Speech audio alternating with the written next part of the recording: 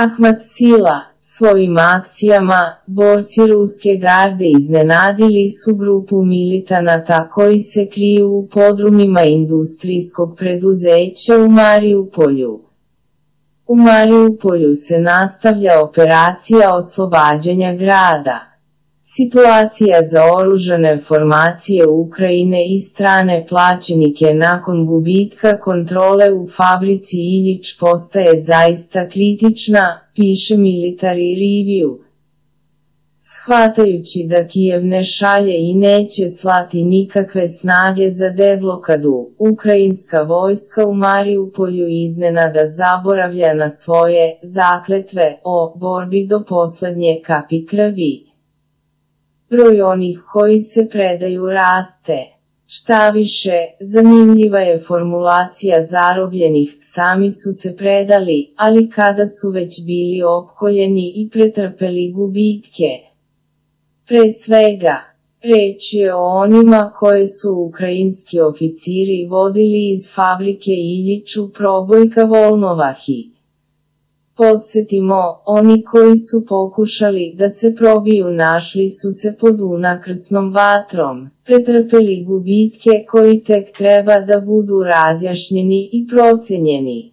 U pozadini udara, odvojene grupe su pokušale da se raziđu, ali su na kraju morale da se predaju, pošto više nije bilo mogućnosti da izađu iz obruča.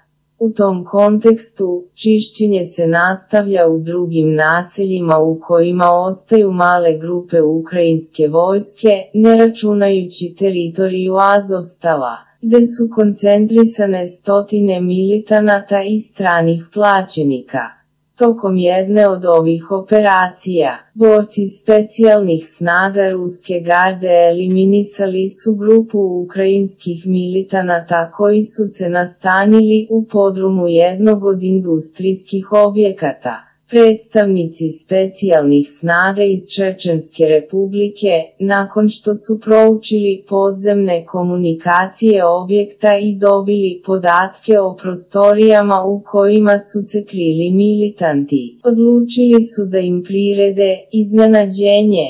Došli su iz pravca iz kojeg ukrajinski naoružani borci očigledno nisu očekivali goste.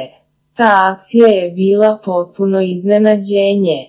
Rezultat operacije je likvidiran veći broj militanata pre nego što su se razdvojili, nekoliko ljudi je zarobljeno, a oružje i municija su odneti kao trofeji. Takođe su zaplenjene i mape sa lokacijama vatrenih tačaka u mikrookrugu.